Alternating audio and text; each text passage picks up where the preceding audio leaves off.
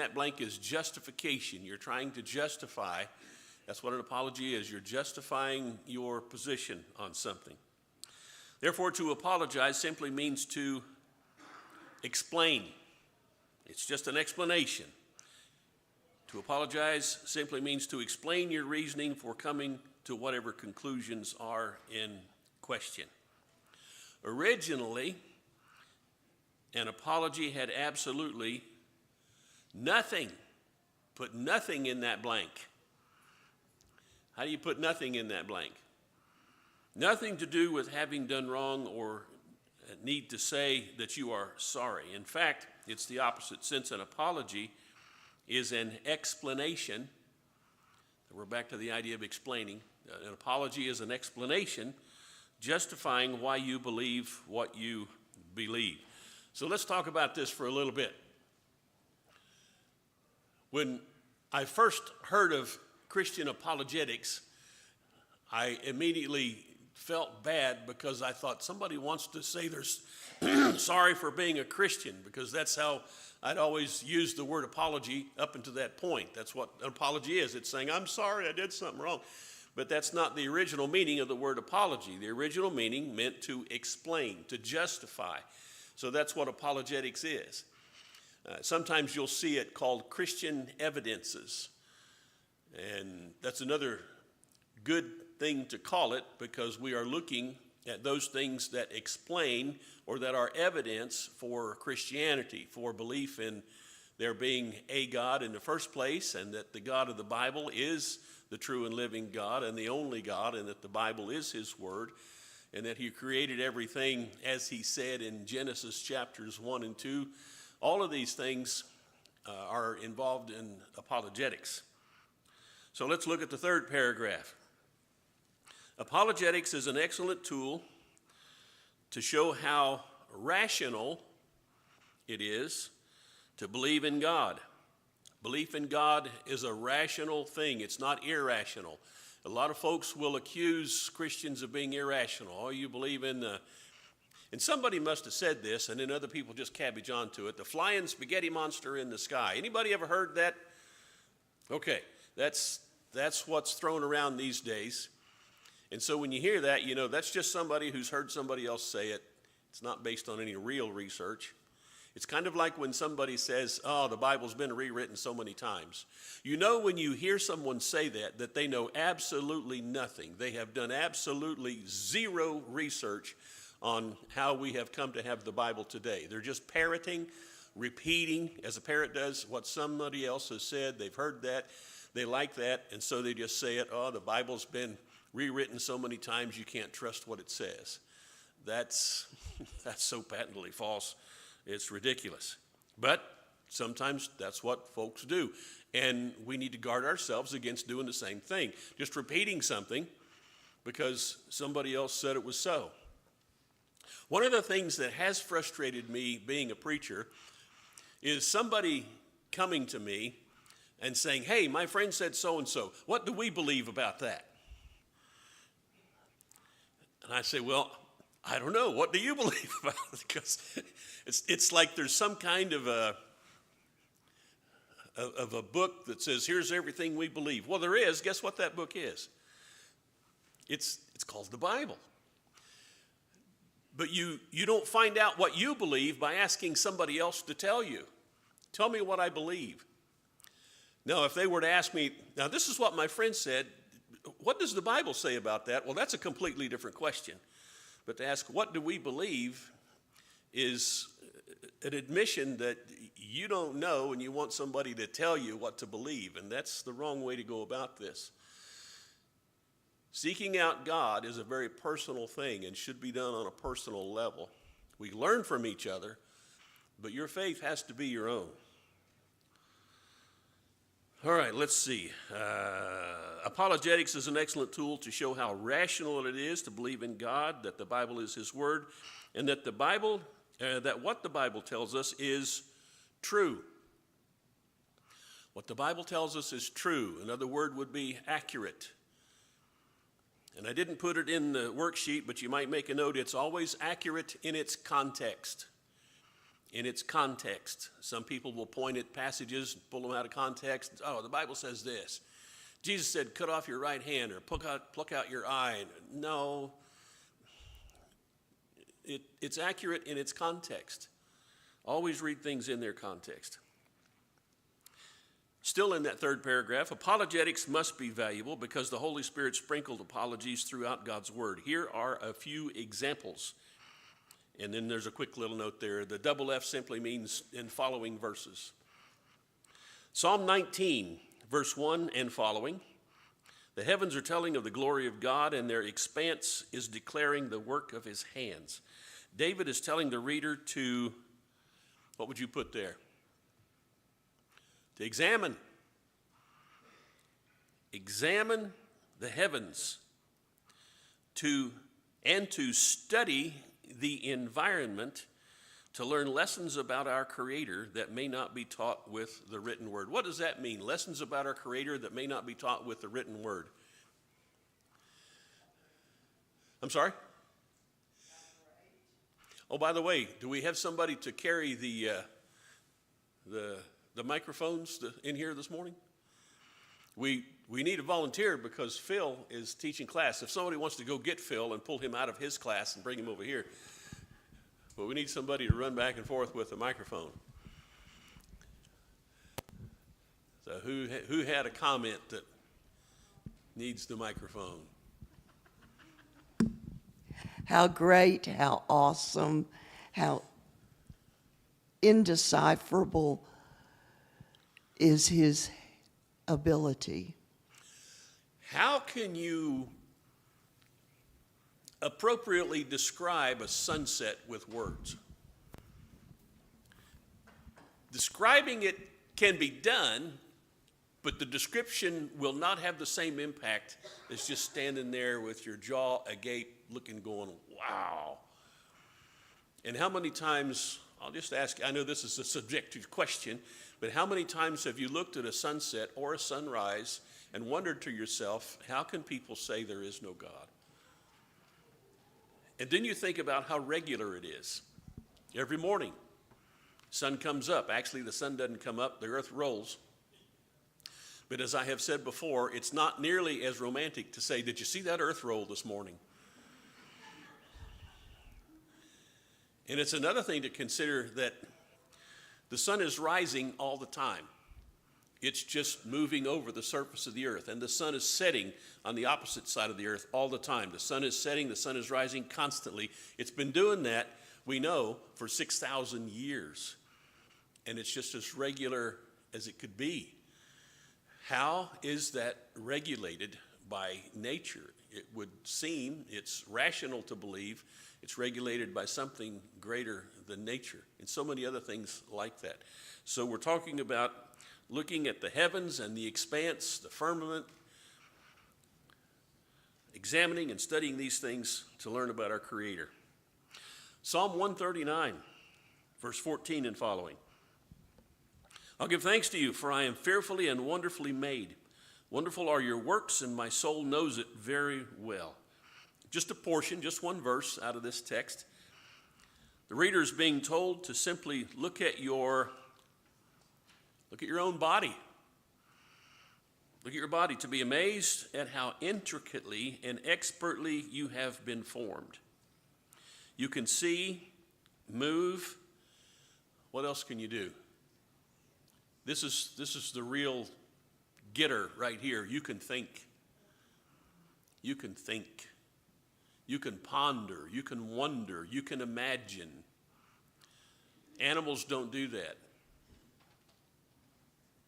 You might get tired of hearing me say it, but all the years I've spent outdoors, I've never once seen an animal sitting on a tree limb watching the sun go down in awe. They just don't do it. They don't appreciate art. They don't appreciate beauty the way we do.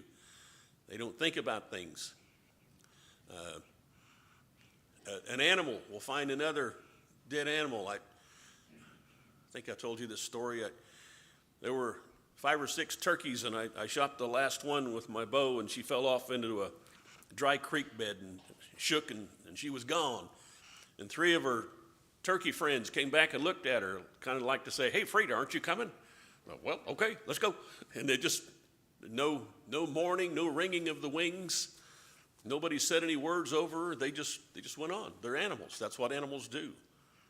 People are different, and we need to notice the differences and appreciate those.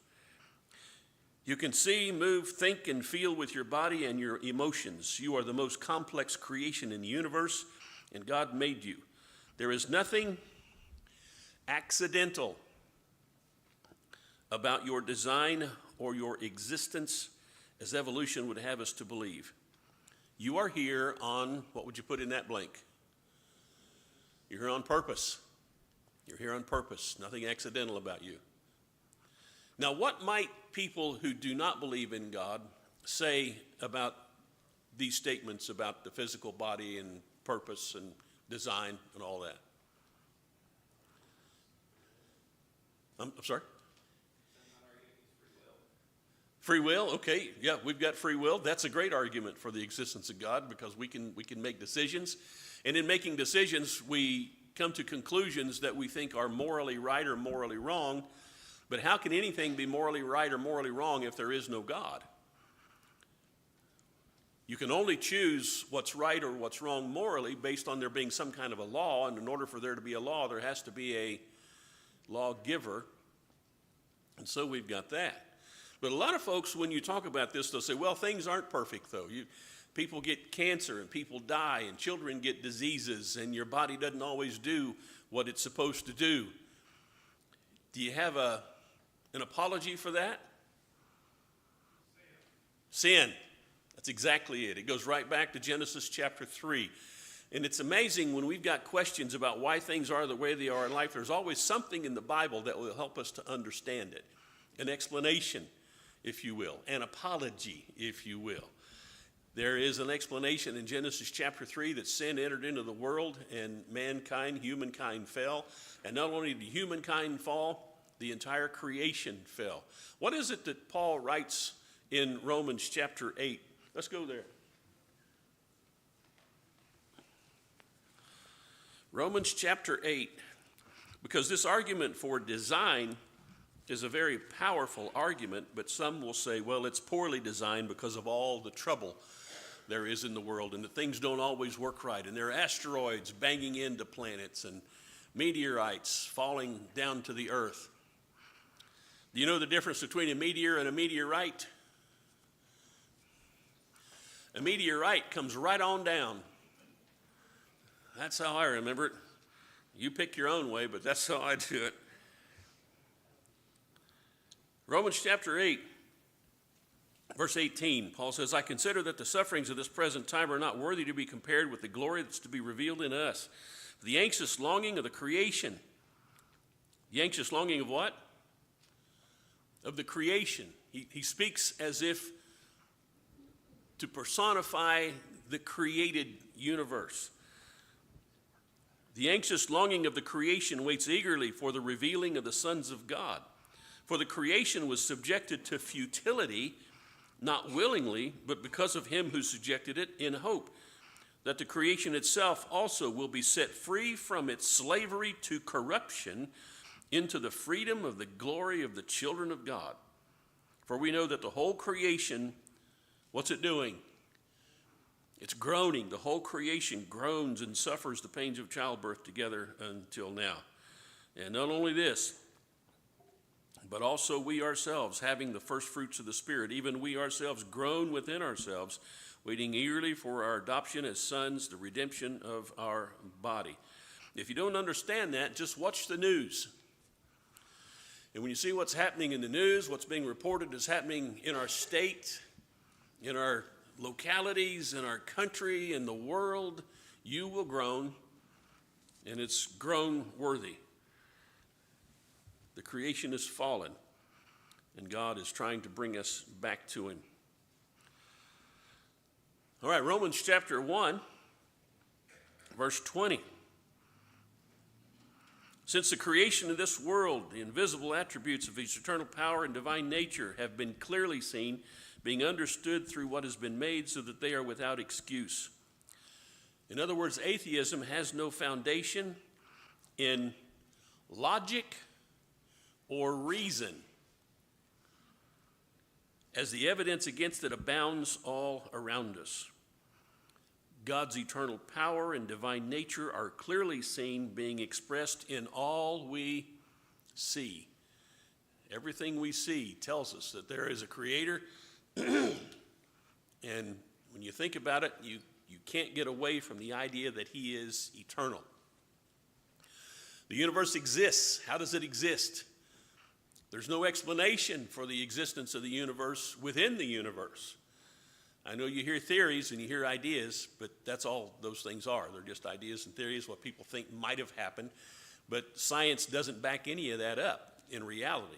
Now, they will tell you that it does. You'll get that impression. But the science is not behind an eternal universe. There's a thing called entropy. Entropy simply means that everything's wearing out and running down. And if you don't believe that, look in the mirror. I'm sorry, it's just the way it is.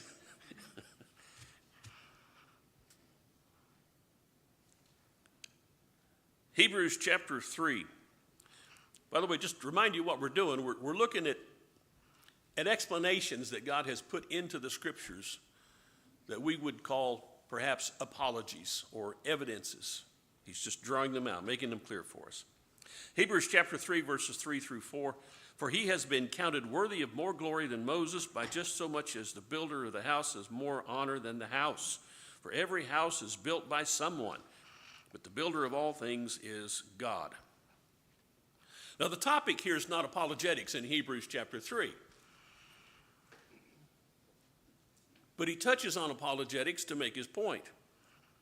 And it's a very simple statement. Who would argue with it? The builder, every house has a builder. Somebody built it. Nobody drives by a house and thinks, oh, that's just an accident that happened there. I wonder how that got there. Well, somebody built it. Nobody would ever question that. If every house, back to the statement, if every house is built by someone, then what of the builder? What of the builder? Where did the builder come from? The person. The constructor. Is that even a word? No one would claim a house to be an accident of nature. How then could the builder of the house be an accident? This writer points us to the logic and reason of causality. I would spell it for you, but if you just look at the beginning of the next sentence, you'll see it. Causality. He's pointing us to causality. Causality, simply put, means that everything that exists must have a cause. Every mother knows this. You'll hear a mom asking, who put this here? Why is this mess in the floor? You going to put your toys away? There's a cause for everything, and mothers know all about causes and who caused almost all of them. Causality, simply put, means that everything that exists must have a cause. The cause is necessarily, what would you put in that blank? Greater. The cause is greater than what was caused to be. You see a house. What's greater, the house or the guy that built the house? Well, duh. Everybody knows any human being is more important and more valuable than a house.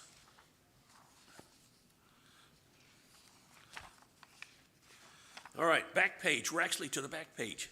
We're going to look at a video, if we've got time. I think we've got time to do it. The video is 11 years old. How many of you have heard of Prager University? It's an online thing. A fellow by the name of Dennis Prager, who happens to be Jewish, but he's conservative. He brings together people who have conservative thoughts, and they make these videos that are anywhere from 5 to 10 minutes long about conservative things and ideals and teachings. And this particular guy, Frank Pastore, used to be an atheist, and then some of his friends challenged him, and he started looking into Christianity in order to disprove it, to show how stupid it was, and then found out that, no, this is all legit. And this is kind of his story in a nutshell. But he's come up with this idea that there couldn't have been just one Big Bang. There had to be at least 4 Big Bangs, and that's what this video will show. We'll go through and fill out some of the blanks after we watch the video. Hal, you got it all queued up for us?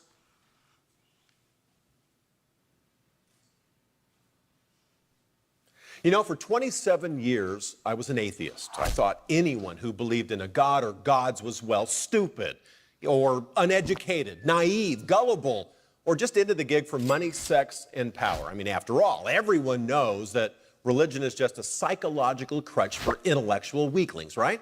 So, what changed my mind?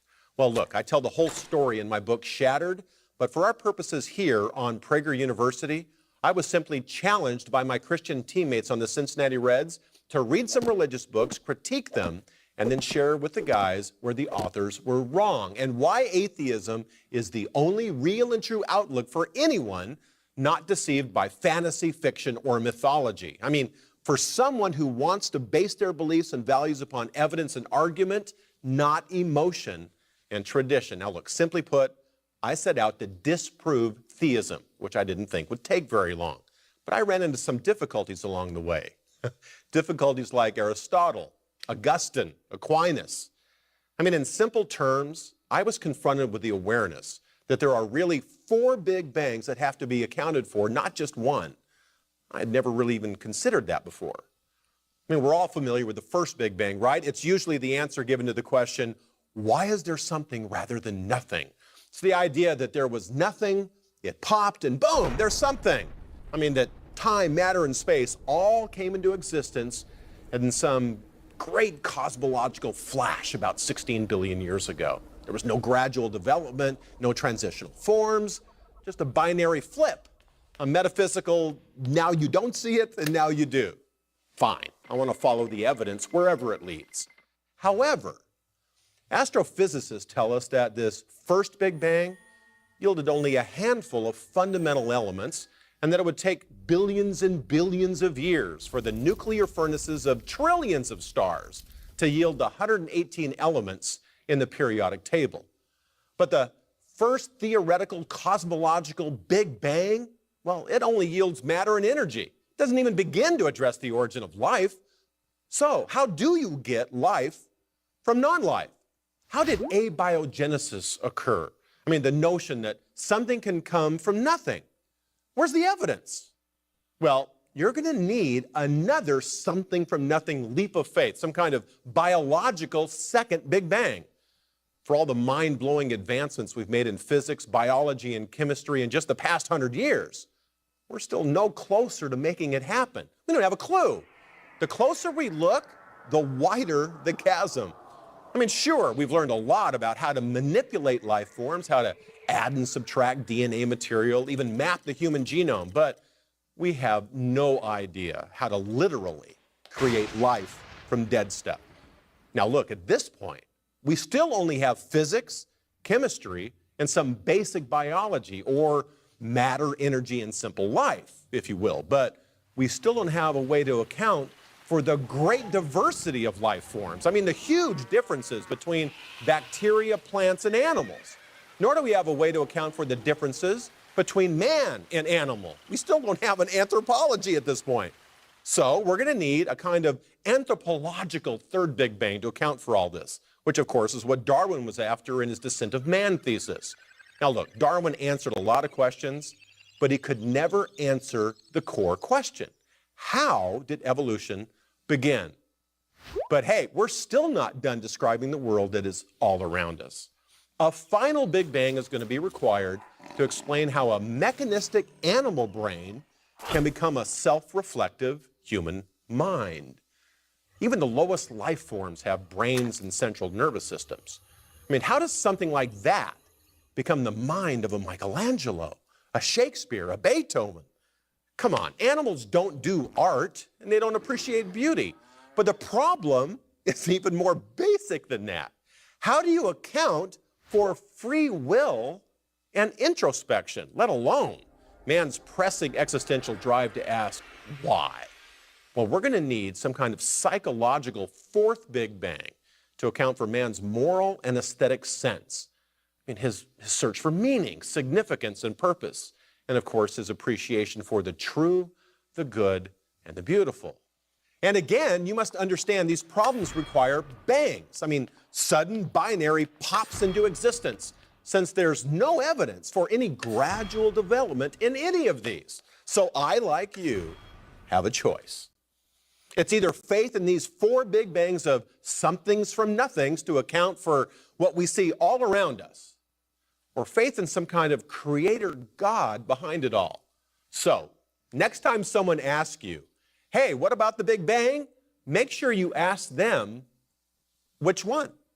The cosmological, biological, anthropological, or psychological? I'm Frank Pastore for Prager University. Join Prager University. Subscribe to our YouTube. Did you ever think you'd learn something like that from a baseball player? In a brief video entitled, Does God Exist? 4 New Arguments by Frank Pastore, the author asks, which Big Bang? Big Bang number 1. This is the accepted Big Bang, which says that the blank universe, what would you put in that one?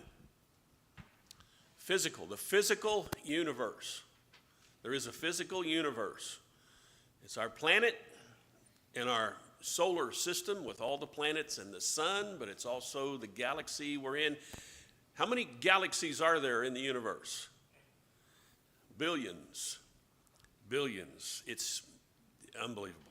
Anyway, the physical universe with matter, space, and time came into existence at one specific point, and this is a cosmological belief that some folks have relating to the origin and development of the universe.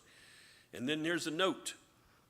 There is no known physical mechanism by which this could have happened, and that simply means science can't tell us how this happened. We trust science, but what is science? All the word science means is knowledge. Science is knowledge. What do we know? Well, do we know everything? Obviously not. That's why science still exists. We don't know everything. We're still searching. We're still learning, which is exactly what we're supposed to be doing, by the way. In Genesis chapter 1, what did God give man but dominion over the creation? Have dominion, God said to the man and the woman. In other words, this is your place to live. Go forth and cut down some trees, build a dam, whatever it is that you can do to use the resources in the creation in a good way, do that. God started his book saying that he created. That's the first verse. In the beginning, God created, and he made people in his image, and we are to create also. But think of your Father, you're in heaven, when you are creating, that this is what he's made you to do. This is what he did, and this is what he made us to do, to use the universe that he has given us. But science, no matter how far we pursue it, can't tell us how the universe came into being. We are left reliant on God for that, and he has done it. Big Bang number 2. Somehow, what came into existence? Life.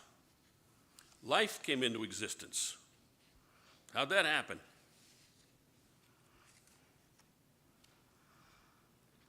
The claim is that it was all by accident, and this would have been the biological Big Bang relating to living organisms. Another note, there is no known physical mechanism by which this could have happened. How long have men been in laboratories trying to create life? And they've not been able to do it. We don't even know what it is. We don't have a satisfactory explanation for exactly what life is.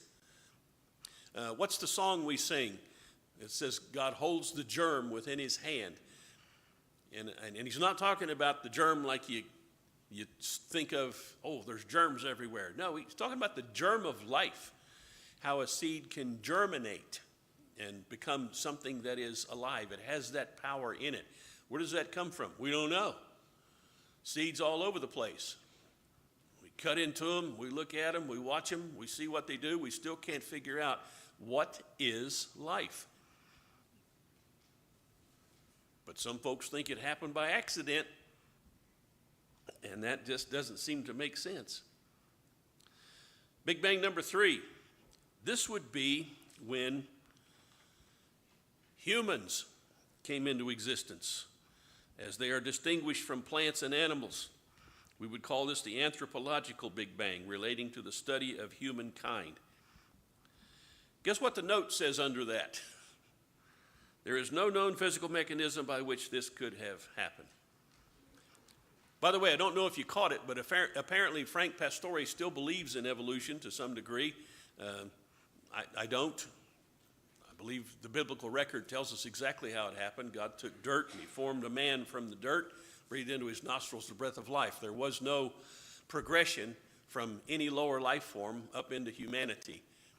Think about it now. If that's how God did it, if he started with a lower life form and then through that life form changed it and changed it and changed it, that's what evolution is, it's changed, brought man into existence, then at some point something that was not human gave birth to the first humans. And that doesn't sound like anything what the Bible said. So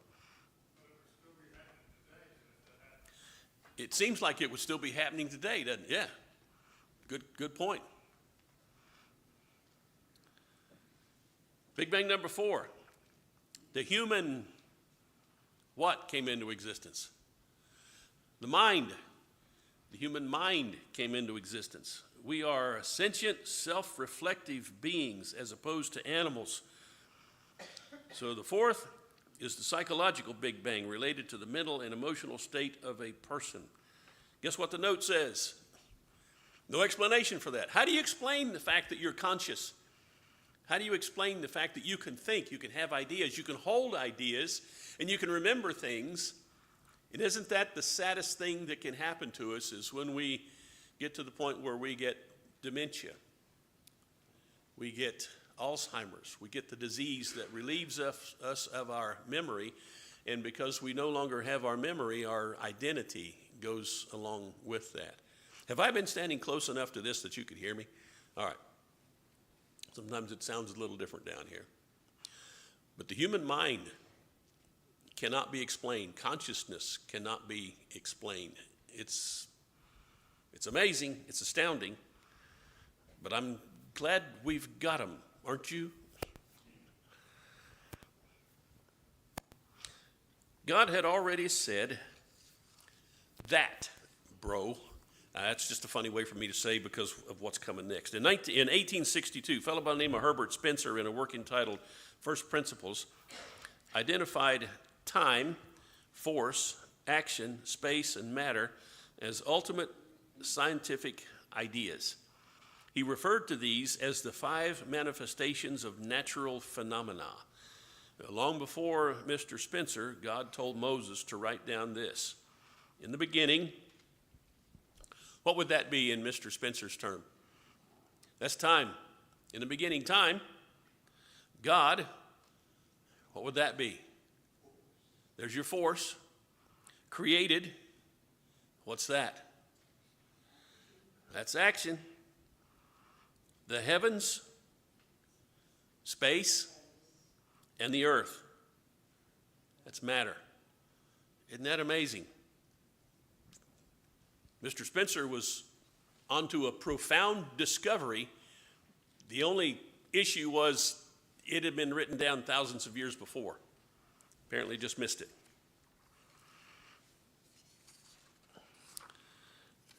Do I have the last page?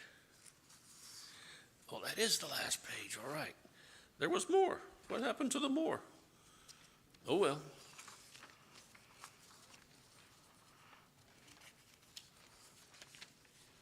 It's gone.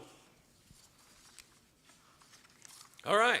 Anybody got any observations to make about this material or this class? What is something of interest that you would like to look at in the weeks to come? Anything you have in mind that you'd like to talk about, like to discuss regarding apologetics? I do plan, we'll talk about dinosaurs. Where did dinosaurs come from? Why are they extinct? All those kinds of things. And did dinosaurs coexist with men? That's the big question. And the obvious evidence is that they very much did exist with men. There are legends of dragons where? Everywhere. In every human culture, there are legends of dragons. Was there a universal flood? There was a universal flood. The evidence for that is everywhere. When you look all over the surface of the earth, everywhere on the earth, even Antarctica, we are looking at waterborne sediment that would only happen if there was some kind of a flood. What about the missing links? Are you aware that almost every missing link that science would point us to, I say science for lack of a better way to describe it, everyone is a fake, or it falls through. It's not really what has been claimed. And I don't mean to demean science, but here's the way science gets done. People have to have funding for their research. And if you're being funded to do research, what do you want to do to justify the funding? You want to come up with something. You want to develop something. Or in this case, you want to find something. You want to find some fossils that provide evidence for whatever you're looking to find evidence for. And so that sort of throws a wrench into the works and keeps things sometimes, I believe, from being objective. And here's another thing that you'll see when you are looking at magazines and newspaper articles about these things. You'll see a headline. I just saw one last week. I should have saved it and put it on a PowerPoint for you to see. Now, this changes everything. This changes everything. What we thought is now being thrown out the window because this discovery changes everything. You see that all the time in all kinds of articles. Well, if how could it change everything if we knew? But this is what you see from time to time. You don't see that in the Bible. It's been around for a long time, and it stood the test of time, and what it says has been shown to be true. So, was that a hand? No, okay. You gotta don't scratch your face. I'll think you're wanting to make a comment. So, another thing we'll look at is how many of you remember a lesson on the Chinese language? Anybody? Okay, a couple of you remember the lesson on the Chinese characters. I was astounded when I first saw this many years ago that the Chinese characters in the Chinese language, you know, those beautiful things that they make to write and to speak, those tell the biblical story of creation and the flood and of Babylon. And we'll look at those again to see how they are explaining that the scriptures are the truth of the Word of God. We'll also look at prophecies, messianic prophecies. Remember when Apollos proved that Jesus was the Christ? How did he prove that Jesus was the Christ? He did it through the scriptures, and the only scriptures he would have had available to him would have been the Old Testament. So that tells us, just look at the Old Testament. When you see what it says about the coming Christ, that the one who has come is Jesus, and he is the Christ because he fulfills all of the prophecies. All of these things are evidences. They are apologies, if you will, explanations for why it's rational to believe not just in the Bible, but to believe the Bible, that it is the Word of God and what it teaches us is the truth. These are some of the things we'll be looking at, Lord willing, in the weeks to come. And if you got any comments or observations about these, let me know. Anything in particular you want to look at, let me know, and we'll try to get to that. But that's our class for this morning. I hope it's been beneficial to you. Lord bless you, and let's get ready for worship.